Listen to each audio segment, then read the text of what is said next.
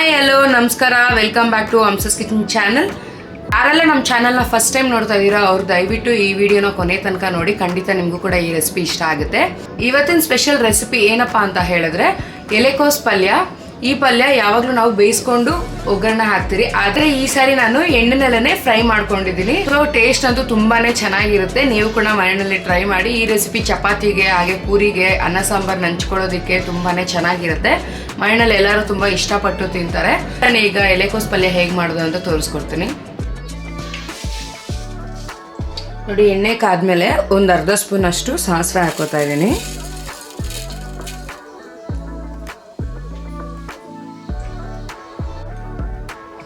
ಅರ್ಧ ಸ್ಪೂನು ಜೀರಿಗೆ,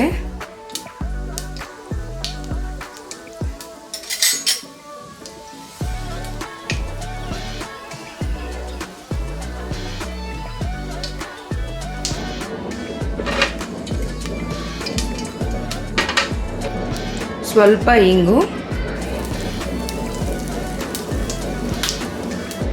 ಒಂದು 2ರಿಂದ 3 ಹಸಿಮೆಣಸಿನ್ಕಾಯಿನ ಈ ರೀತಿ ಸ್ಲೈಸಾಗಿ ಕಟ್ ಮಾಡ್ಕೊಂಡಿರೋದು ಹಾಕೋತಾ ಇದ್ದೀನಿ.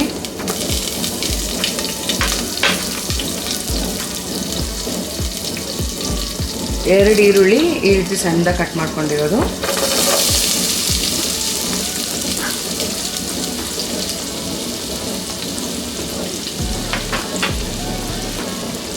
ಸ್ವಲ್ಪ ಕರಿಬೇವು,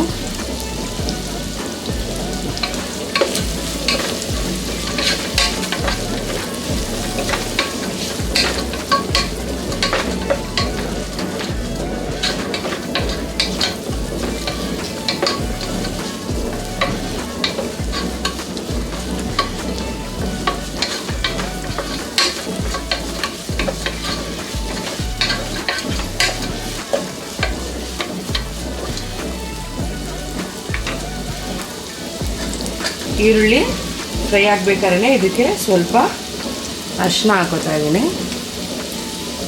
ಉಪ್ಪು. ಈರುಳ್ಳಿ ಗೋಲ್ಡನ್ ಬ್ರೌನ್ ಆಗೋ ತನಕ ಇದನ್ನು ಫ್ರೈ ಮಾಡ್ಕೋಬೇಕು.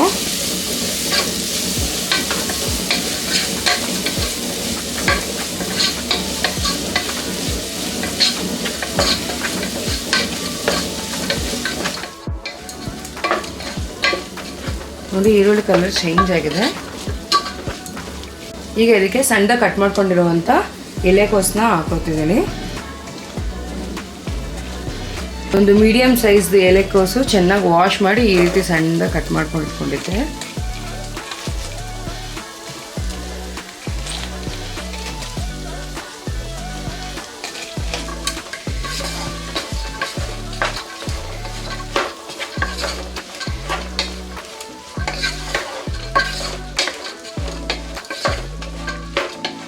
ಈ ರೀತಿ ಮಿಕ್ಸ್ ಮಾಡಿಕೊಂಡು ಇದನ್ನು ಎಣ್ಣೆನಲ್ಲೇ ಫ್ರೈ ಮಾಡ್ಕೋಬೇಕು.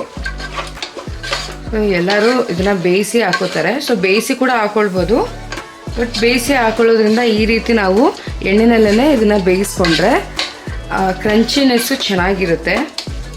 ಇದೊಂಥರ ಟೇಸ್ಟ್ ಚೆನ್ನಾಗಿರುತ್ತೆ. ಈಗ ಇದನ್ನೆಲ್ಲ ಈ ರೀತಿ ಮಿಕ್ಸ್ ಮಾಡಿಕೊಂಡು ಮುಚ್ಚಳ ಮುಚ್ಚಿಟ್ಟು ಒಂದು 4ರಿಂದ 5 ನಿಮಿಷದಷ್ಟು ಎಣ್ಣೆನಲ್ಲೇ ಫ್ರೈ ಮಾಡ್ಕೋಬೇಕು. ಹಾಗೆ ಮಧ್ಯದಲ್ಲಿ ಇದನ್ನು ಈ ರೀತಿ ತಿರುಗಿಸ್ತಾ ಇರಬೇಕು.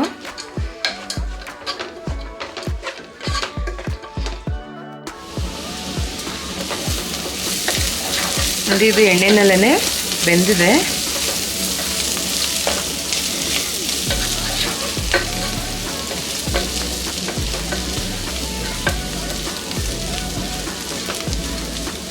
ಒಂದ್ಸರಿ ಚೆಕ್ ಮಾಡ್ಕೊಳ್ಳಿ.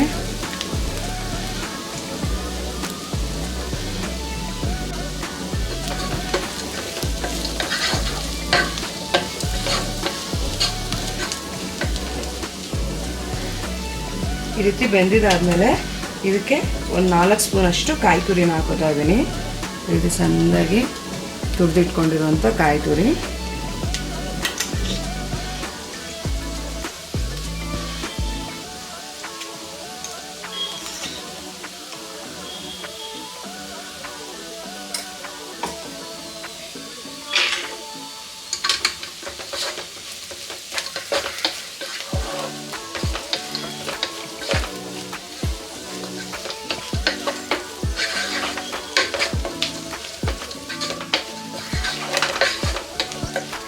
ಈ ರೀತಿ ಮಿಕ್ಸ್ ಮಾಡಿಕೊಂಡು 1 ನಿಮಿಷದಷ್ಟು ಇದೇ ರೀತಿ ಫ್ರೈ ಮಾಡ್ಕೊಳ್ಳೋದು.